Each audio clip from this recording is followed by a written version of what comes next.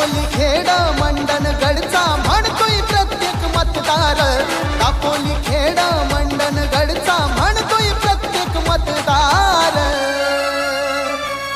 आमच्या जीवा भावाचा दिलदार फक्त योगेश दादाच आमदार, जीवा भावाचा दिलदार फक्त योगेश दादाच आमदार। आमच्या जीवा भावाचा दिलदार फक्त योगेश दादाच आमदार, जीवा भावाचा दिलदार फक्त योगेश दादाच आमदार।